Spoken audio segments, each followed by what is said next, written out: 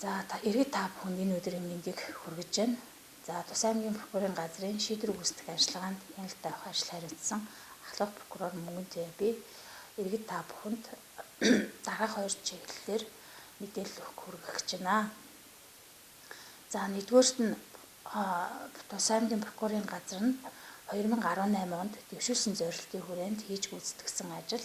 За хоёрдугаарт нь орон нутагт эрүүгийн хууль тогтоомжийн хэрэгжилт ямар байсан бэ гэдэг талаар товч мэдээлэл хүргэнэ.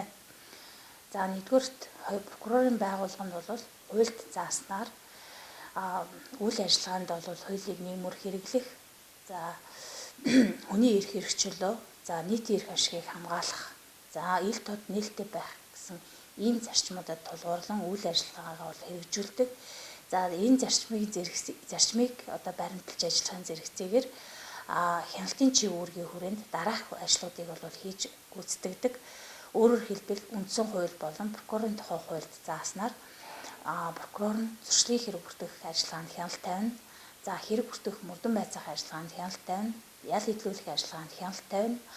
За мөн прокурор шүүх хуралдаанд төрийн нэрийн өмнөөс оролцсноо гэсэн ийм чиг үүргүүдийг бол хэрэгжүүлж ажилладаг.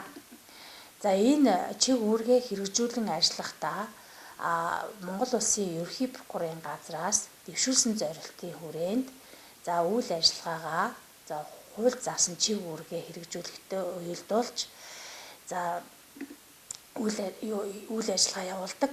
За энэ дэвшүүлсэн зорилтын хүрээнд бол нэгдүгээрт прокурорын хяналтын ажилд шинээр батлагдсан гарсан хууль тогтоомжийг за нийгмээр хэрэглэх, за хэрэгжилтийг нийгмээр хангуулах, мөн үйл ажиллагаанд одоо мөрдлөг болгох, мөн сахилах хариуцлагыг дээшлүүлэх ийм зорилтыг бол нэгдүгээр дэвшүүлсэн байгаа. Учир нь 2017 оны 7 сарын 1-ний өдрөөс эхэлж эрүүгийн хууль, эрүүгийн хэрэг хянан шийдвэрлэх тухай хууль, зөрчлийн хууль, зөрчлийн тухай хууль, за зөрчил шалган шийдвэрлэх тухай хууль, шүүхэн шийдвэр гүйцэтгэх тухай хууль, мөн прокурорын тухай хууль болон бусад ийм хууль тогтоомжууд бол үндсэндээ шинжлэгдэн батлагдсан байгаа.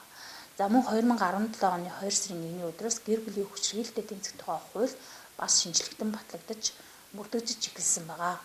Тэгэхээр эдгээр одоо гол хуулийн байгууллагуудын хэрэгэлдэг үйл ажиллагаанд мөрдлөг болгодог эдгээр хуулиуд нь шинжлэгдэн батлагдсанаар бид нар энэ хуулиудыг хэрэглэхийн зөв одоо хэрэгжилтийг нийгмээр хангуулахад хяналтаа чиглүүлнэ. Хоёрдугаар эдгээр хуулиудыг иргэд олон нийтэд сурталчлах ажлыг бол зохион байгуулах юм хэрэгцээ шаардлага гарч ирсэн байгаа. За ингээд Тус аймгийн энэ зорилтын хүрээнд Тус аймгийн прокурорын газраас дээрх хуулиудтай холбоотой одоо яриа таниулгыг бол иргэд аж ахуй нэгж байгууллагад бол шат дараалан бол үе шаттайгаар прокурорууд бол зохион байгуулсан. За энэ ажлыг бол яриа таниулга зохион байгуулах явцдаа дээрх сэдвүүдтэй холбоотойгоор 16 төрлийн гарын авлага боршуурыг за 4 төрлийн сэрэмжлүүлэг нэг зөвлөмжийг бол тус боловсруулан иргэд тарааж хууль сурталчлах үйл ажиллагааг бол зохион байгуулсан. За яриа таниулгын зэрэгцээгээр бол хэвлэл мэдээллийн хэрэгсэлтэй бас одоо хамтарч ажилласан байгаа. Залуус телевизийн хуулийн цаг нэвтрүүлэгт мөн гэр бүлийн хүчирхийлэл, за зөрчил шалган шийдвэрлэх тухай хууль, за мансуурлах бодистой холбоотой ийм сэдвүүдээр бол за мөн хулгайлах гэмтэргээс урьсан сэргийлэх чиглэлээр нэвтрүүлгүүдийг бэлтгэж орон нутгийн телевизээр бол мэдээллийг бол иргэдэд хүргүүлсэн байгаа. Мөн дээрх нэвтрүүлгүүдийг бол YouTube сайтад байршуулж бас ингэж олон нийтэд хууль сурталчилсан байгаа. За мөн аймгийн засаг дарганы тамгын газартай хамтраад сумдад бол өдөрлгүүдийг зохион байгуулсан. Энэ өдөрлгүүдээр бол энэ бас шинжлэгдэн батлагдсан хуулиудын талаарх мэдээллийг бол иргэдэд бол хүргэж ажилласан байгаа. За хоёр дахь том зорилтын хүрээнд бол авилга, албан тушаал, за мансууруулах бодистой холбоотой гэр бүлийн хүчирхийлэл, за хүрээлэн буй орчны эсрэг гэмт хэрэг, зөрчилтэй бол тэмцэх, түүнээс урьдчилан сэргийлэх, за бага насны хүүхэд гэмт хэргийн улмаас одоо хохирсон ийм тохиолдолд бол тэдгээрийн эрх ашигыг хамгаалах. За энэ эрх ашигыг хамгаалж байгаа үйл ажиллагаанд прокурорын хяналтыг бол чиглүүлж одоо дээрх одоо гэмт хэрэгтэй тэмцэх урьдчилан сэргийлэхэд бол хуулийн байгууллагуудын үйл ажиллагааг уялдан зохион байгуулахад бол хяналтаа чиглүүлж бол ажилласан байгаа. За энэ зорилтын хүрээнд 2018 онд бол ерөнхий боловсролын одоо бүх сургуулиудад одоо энэ бага насны хүүхдийг гэмт хэрэгээс урьдчилан сэргийлэх. За үүний зэрэгцээ бол эрх ашиг нь хохирохгүй байх. За хохирож болсон тохиолдолд түүний эрх ашигыг яаж хамгаалах вэ гэсэн ийм сэдвүүдээр бас шалтгаан алсан сургалтуудыг бол ерөнхий боловсролын сургуулийн сурагчид болон багш ажилчдын дунд бол тодорхой хэмжээний сургалтуудыг яриа танилцгыг бол хийсэн байгаа. За мөн энэ 2018 оны эхээр бол 2 сард хууль сахиулах байгууллагуудын удирдлагын түвшинд бол иргэний таймд энэ зөвлөгөөнийг бол хамтарсан зөвлөгөөн зохион байгуулсан байгаа. За энэ зөвлөгөөний зорилго бол энэ авилга, албан тушаал, мансууруулах бодис, за гэр бүлийн одоо хүч хэрхийлэл, хүрээлэн буй орчны эсрэг гэмт хэрэг зөрчилтөд тэмцэх, түүнээс урьдчилан сэргийлэх. За мөн гэмт хэргийн бол бас бага насны хүүхдийн эрх ашигыг хамгаалах. Одоо юуг анхаарах вэ гэдэг дээр үйл ажиллагаагаа нэгтгэн зохион байгуулах зорилгоор бол энэ хамтарсан зөвлөгөөнийг бол зохион байгуулж хийгдэх ажлуудын бол санал зөвлөгөө одоо төлөвлөгөө гарч энийг бол хэрэгжүүлж ажилласан байгаа. Тэгээд энэ дээр бол одоо хуулийн байгууллагуудын үйл ажиллагаа бол уялдаж одоо цаашд анхаарах асуудлын талаар хэлсэн батснаар бид нар бол энэ зорилтын хүрээнд бас тодорхой ажлуудыг бол хийж гүйцэтгсэн гэж өгнсөн байгаа. За Тус аймгийн прокурорын газраас бол криминологийн судалгаа буюу бол тодорхой төрлийн гэмтрийн шалтгаан нөхцөлийг бол судлах ажиллагааг бол тогтмол хийж ирсэн. За энэ ажлынхаа хүрээнд бол насан туршийн хүүхдийн үйлдсэн гэмтрийн шалтгаан нөхцөлийг бол 2 оны байдлаар бол 16 17 оны байдлаар бол одоо судлаад за үүнийг бол хүүхдийг гэмт хэрэгээс урьдчилан сэргийлэх ажилдаа бол энэ одоо судалгааны дүнг бол ашиглаж за тодорхой бас ажлуудыг бас гарын авлага сэрэмжлүүлгийг гаргаж за яриа танилцуулга бас хийсэн байгаа. За 2018 оны 7 сард бол Шивээ говийн сумын нутаг дэвсгэрт одоо байдаг аялга нуурын аялга нууранд хүн живж насварсантай холбоотойгоор аймгийн прокурорын газраас уг хэргийг шалгаад за шалтгаан нөхцөлийг бол арилгуулахаар за аймгийн иргэдийн төлөөлөгчдийн хурал за Шивээ говь сумын иргэдийн төлөөлөгчдийн хурал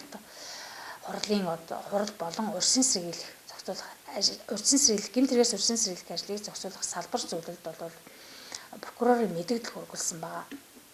За уг мэдээллийн мөрөөр одоо гэмт хэрэгээс урьдчилан сэргийлэх ажлыг зохицуулах зөвлөлийн одоо санхүүжилтээр за мөн прокурор ажилчдын санаачлагаар аялга нуурын эрэг орчмоор бол 6 төрлийн сэрэмжлүүлэг за анхааруулга бүхий самбарыг одоо байршуулсан байгаа.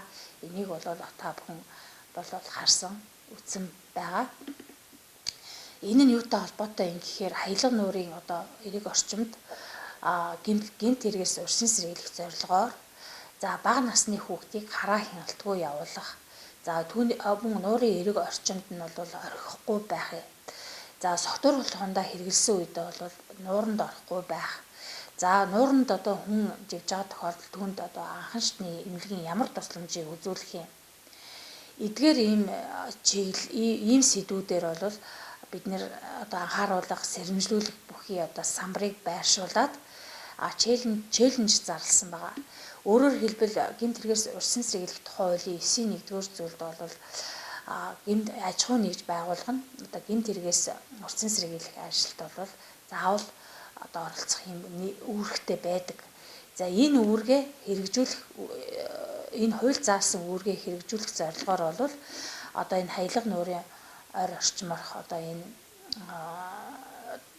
манай байгууллагаас одоо хийсэн ажлыг одоо цаашид өргөжлүүлээд өшөө ажил зохион байгуулах зорилгоор ийм челленж зарласан байгаа. За энэ бол маш үр дүнтэй ажил болсон. Ер нь гэмт хэргийн шалтгаан нөхцөлийг одоо арилгах зорилгоор прокуророос бол аж ахуй нэгж байгууллагад бол мэдээлэл одоо хөрвүүлдэг прокурорын мэдээлэл. За энэ мэдээллийн мөрөөр бол тухайн аж ахуй нэгж байгууллага маань тодорхой ажлуудыг хийж гүйцэтгээд тэр хийсэн ажлынхаа талаарх танилцуулгыг 30 хоногийн дотор бол прокурорт бол баримтын хамт ирүүлэх юм үүрэгтэй байдаг. Хэрвээ энэ үүргийг хэрэгжүүлээгүй гүйцэтгээгүй тохиолдолд бол зөрчлийн тухай хууль зааснаар 1 сая төгрөгөөр бол торгох ийм хариуцлага хүлээхээр бол хуульчлагдсан байгаа. За энэ үүднээс бол 13 аж ахуйн нэгж байгууллагад бол Тус аймгийн прокурорын газраас зөрчлийн хэрэг үүсгээд шалгуулж хариуцлага тооцоолсон байгаа. Тэгэхээр иргэд аж ахуйн нэгж байгууллага бол энэ прокурорын мэдээллийн мөрөөр гэмт хэргээс урьдчилан сэргийлэх чиглэлээр за хууль заасан нийтлэг үүргээ бол хэрэгжүүлэх зорилгоор бол тодорхой арга хэмжээ авах ёстой, хариуг нь ирүүлэх ёстой гэсэн юм яаж байгаа.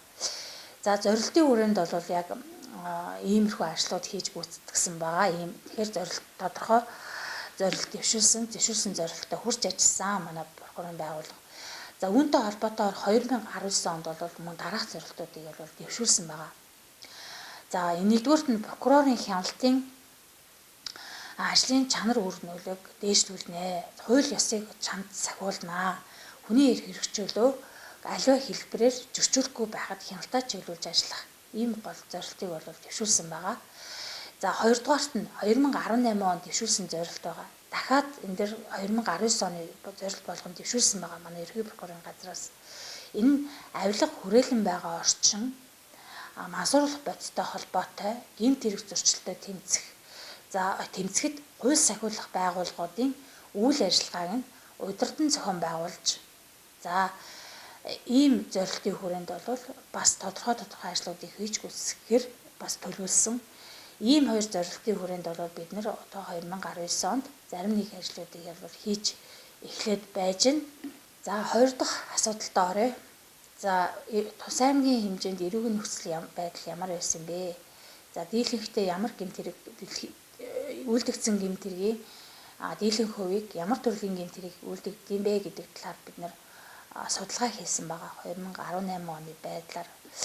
За 2018 оны байдлаар нийтдээ 129 хэрэгт бол мөрдөн байцаалтын ажиллагаа явуулсан. За үүнээс бол 97 хэрэг буюу 76%-ийг нь бол эрүүгийн хуулийн 11-р бүлэгт заасан хүний эрүүл мэндийн халдшгүй байдлын эсрэг гэмт хэрэг эзэлж байна. 76%-ийг. Тэгэхээр нийтдээ ер нь бүртгэгдсэн гэмт хэргийн маань бараг дийлэнх хувийг нь бол энэ төрлийн гэмт хэрэг үйлдэгдсэн байна гэдэг судалгаа гарсан байгаа. За хүний эрүүл мэндийн халдшгүй байдлын эсрэг гэмт хэргийг ингээд судалгаа гаргаад 97 гэмт хэргээс одоо энэ наас хүйс боловсрал мэрэгжлийнхэр ингээд мэрэгжлийн хувьар ингээд холбогдсон этгээдүүдийг ингээд хувийн байдлаар судалж үзсэн байгаа. За эхлээд зүйлчлэлийн хувьд аваад үзэхэд бол за 97 хэргийн 3 буюу 3%-ийг нь бол хүний эрүүл мэндэд хүнд хохирол санаатай учруулах гэмт хэрэг. За 7 буюу 7%-ийг нь хүний эрүүл мэндэд хүндрэлтэр хохирол санаатай учруулах гэмт хэрэг. За 87 буюу 89%-ийг нь бол хүний эрүүл мэндэд хөнгөн гэмтэл санаатай хүний хөнгөн гэмтэл учруулах гэмт хэрэг ингээд. За 5 буюу 5%-ийг нь бол гэр бүлийн хүчирхийлэл үлдэх гэмт хэрэг бол тус эзэлж байгаа. Тэгэхээр энэ хүний эрүүл мэндийн халдшгүй байдал эсрэг гэмт хэрэг дотроо хүний эрүүл мэндэд хөнгөн хохирол учруулах гэсэн гэмт хэрэг маань бас 87%-ийг нь эзэлж байна. За энэ хэрэг хүртгэлд мөрдөн байцаалтын ажиллагаа явуулсан энэ 97 гэмт хэрэгт 105 хүн бол хүнийг бол ялагдчаар татсан байгаа. За 105 хүн холбогдож шалгагцсан гэсэн үг. Тэгэхээр за эдгээр хүмүүсээс 3 буюу 2% нь бол 18 наснд хүрээгүй хүн байсан. За 18-аас 35 насны хүн бол 60%-ийг нь эзэлж байгаа. За 35-аас дээш насны хүн бол 42 буюу за 40%-ийг эзэлж байна. Тэгэхээр бол 18-аас 35 насных за 35-аас дээш насны хүмүүс бол энэ гэмт хэргийн үйлдэлснээ нь бол дийлэнх хувийг эзэлж байна гэсэн тоо мэдээ гарч байна. За хүйсийн хувьд аваад үзэхээр эмэгтэй хүн 13 буюу 12%-ийг нь. За эрэгтэй хүн бол 92 буюу 88%-ийг нь эзэлж байна. Тэгэхээр дийлэнхийг нь бол эрэгтэй хүн бол энэ гэмт хэргийг үлджээ. За боловсролын байдлаар наваад үзэхээр 8 буюу 7% нь бол бага боловсролтой хүмүүс. За 10 буюу 9% нь бол бүрэн дунд боловсролтой хүн. За 26 буюу 25% нь бол бүрэн дунд боловсролтой хүн. За дээд боловсролтой хүн буюу 18 буюу 16%-ийг нь. За тусгай боловсролтой хүн 7 буюу 6%-ийг нь тус эзэлж байна.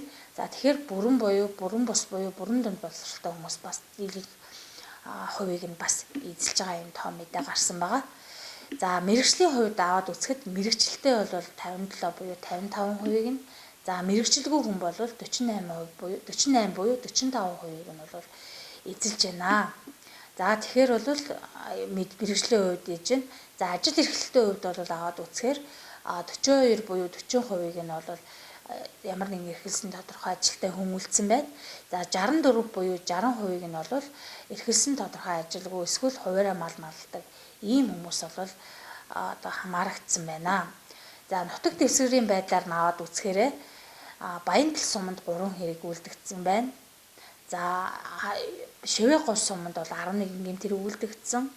За Сүмбэр суманд 82 буюу 85%-ийг нь бол Сүмбэр суманд үлдэгдсэн гэмт хэрэг тос үлдэгдэж байна. Тэгэхээр бол Сүмбэр сумын хэмжээнд одоо энэ төрлийн гэмт хэрэг одоо үлдэгдэж байгаа нь бол дийлэх хувийг нь эзэлж байна гэсэн. За бид нэр яад энийг ингэж судалт юм бэ гэхээр судалгааныхаа үр дүнд үндэслээд бид нар тэр тухайн гэмт хэргийн үлдэгдэж байгаа шалтгаан нөхцөл нь тогтоогддог. За тэр шалтгаан нөхцөлийг арилгахад бид нэр гэмт хэрэгээс урьдчилан сэргийлэх ямар төрлийн ажил зохион байгуулвал энэ одоо гэмт хэргийг одоо дахин давтан гаргахгүй байх, эсвэл тоог нь бууруулах ч юм уу. Ийм байдлаар бид нэр зохиох хэмжээ авдаг. Ийм учраас бид нэр аливаа одоо ажлыг зохион байгуулахдаа судалгаа хийж судалгааныхаа дүн дээр үндэслээд гэмт хэрэгээс урьдчилан сэргийлэх ажлыг бол зохион байгуулж хийдэм аа. За тэгээд энэ хүний эрүүл мэндийн халдшгүй байдлыг эсрэг гэмт хэрэг дотор бол гэр бүлийн хүчирхийлэл үлдэх гэсэн гэмт хэрэг байдаг. За энэ гэмт хэрэг бол 34 хэрэг буюу 35%-ийг нь бол нийт гэмт хэргийнхаа 35%-ийг бол эзэлж байгаа. За энэ гэр бүлийн хүчирхийлэл үлдэх гэмт хэрэг бол 2000 бид түрүүнд хэлсэн байгаа 2017 оны 2 сарын 1-ний өдөөс эхэлж хууль шинжлэгдэн батлагдаж мөрдөгдөж эхэлсэн байгаа. За мөн 2000 энэ шинжилэн батлагдсан одоо эрүүгийн хуульд гэр бүлийн хүчирхийлэл үлдэх гэсэн тусдаа юм бас зүйл анги орж ирсэн байгаа. За тэгэхээр энд бол 34 гэмт хэрэг бол гарсан гэсэн юм тоо үзүүлэлт гарсан байгаа. Тэгэхээр бид нэр бас одоо гэр бүлийн хүчирхийлэлтэй бас тодорхой хэмжээнд тэмцэх, за энэ чиглэлээр бас гэмт хэрэгээс урьдчилан сэргийлэх ажил зохион байгуулах шаардлагатай юм байна гэсэн дүгнэлтэнд хүрсэн байгаа. За энэ гэр бүлийн хүчирхийлэл үлдэх гэмт хэргийн улмаас бага насны хүүхдийн эрх ашиг хугарсан ийм тохиолдол 8%-ийг эзэлж байгаа. Тэгэхээр бид нэр энэ дээр бас гэр бүлийн одоо тэр хүчирхийлэл үлдэгчийн бас тэр үлдэгчийн улмаас одоо үйлдэлийн улмаас бага насны хүүхэд хохирсон энэ асуудалд бас бид нэр анхаарлаа хандуулж бас энэ шиг чиглэсэн эрх ашигыг хамгаалахад чиглэсэн бас тодорхой ажлуудыг зохион байгуулах шаардлагатай юм байна гэсэн ийм дүгнэлтэнд хүрсэн. За анхаарал тавьсан та бүхэнд баярлалаа. За эдэн минут